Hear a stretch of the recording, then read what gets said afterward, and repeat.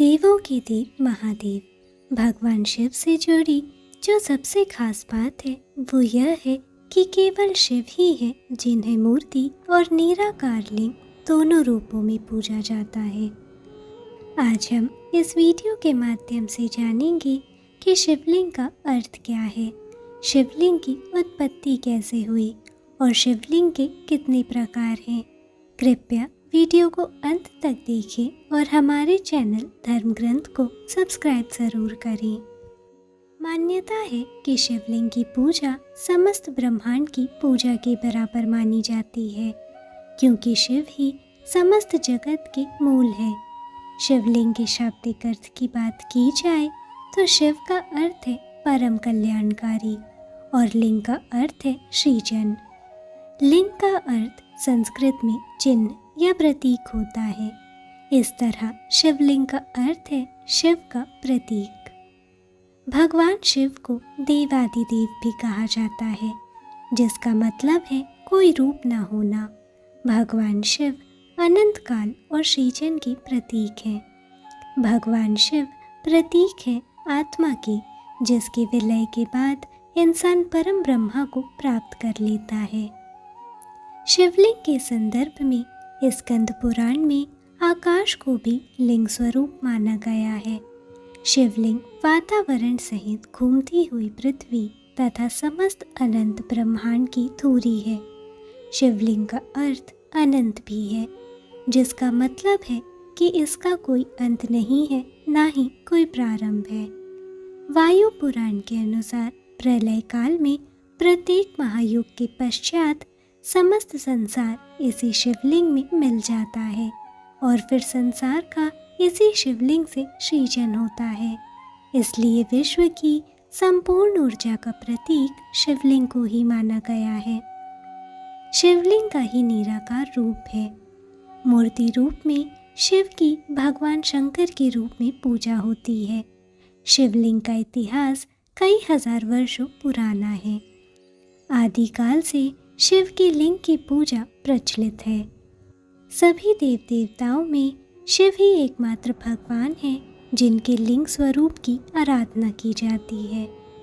शिवलिंग के 3 हिस्से होते हैं। पहला हिस्सा जो नीचे चारों ओर भूमिगत रहता है। मध्य भाग में 8 ओर एक समान सतह बनी होती है। अंत में इसका शीर्ष भाग जो कि अंडाकार होता है, जिसकी पूजा की जाती है। इस शिवलिंग की ऊंचाई संपूर्ण मंडल या परिधि की 1/3 होती है। ये तीनों भाग ब्रह्मा, विष्णु और महेश का प्रतीक है। शीर्ष पर जल डाला जाता है, जो नीचे बैठक से बहते हुए बनाए एक मार्ग से निकल जाता है। शिव के माथे पर 3 रेखाएं और एक बिंदु होती है। ये रेखाएं शिवलिंग पर समान रूप से अंकित होती है। शिवलिंग में ही ब्रह्मा, विष्णु और महेश तीनों समाये हुए हैं। इसीलिए माना जाता है कि शिवलिंग की पूजा समस्त ब्रह्मांड की पूजा के बराबर होती है। शिवलिंग की उत्पत्ति के संदर्भ में भिन्न भिन्न प्रकार की कथाएं और मान्यता है।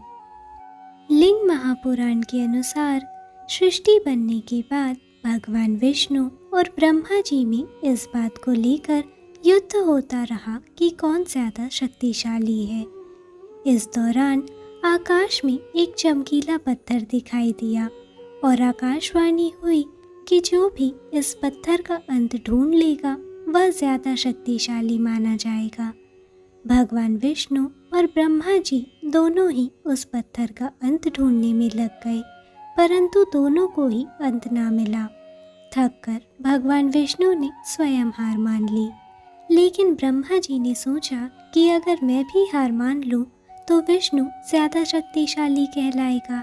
इसलिए ब्रह्मा जी ने झूठ कह दिया कि उनको पत्थर का अंत मिल गया है।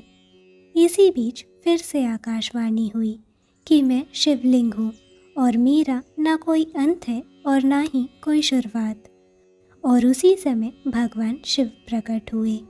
यही भगवान शिव का पहला शिवलिंग माना गया। सबसे पहले भगवान ब्रह्मा और विष्णु ने शिव के उस लिंग की पूजा अर्चना की। तभी से भगवान शिव की लिंग के रूप में पूजा करने की परंपरा की शुरुआत मानी जाती है। ऐतिहासिक प्रमाणों के अनुसार विक्रम संवत की कुछ सहस्त्राब्दी पूर्व संपूर्ण धरती पर उल्कापात का अधिक प्रकोप हुआ।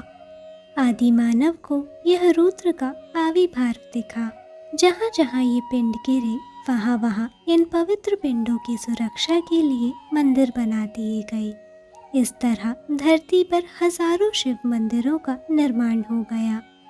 उनमें से प्रमुख थे 108 ज्योतिर्लिंग, लेकिन अब केवल 12 ही बचे हैं।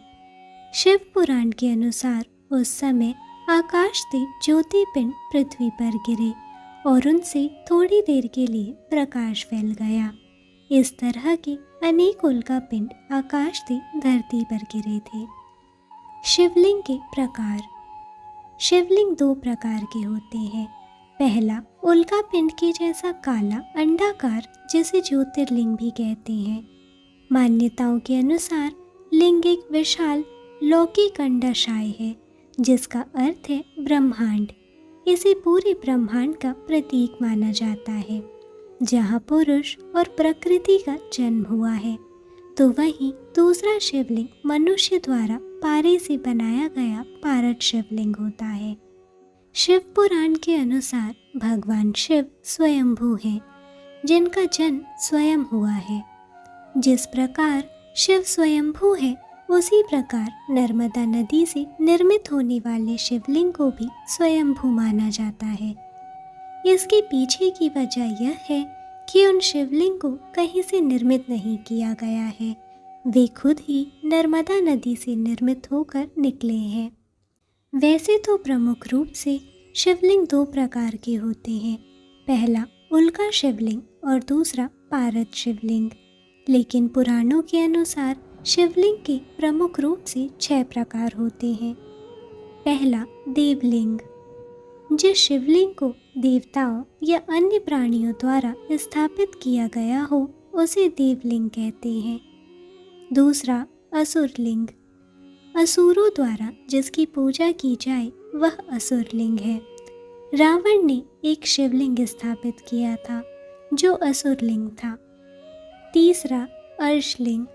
प्राचीन काल में अगस्त्य मुनि जैसे संतों द्वारा स्थापित लिंग को अर्शलिंग कहते हैं। चौथा पुराण लिंग।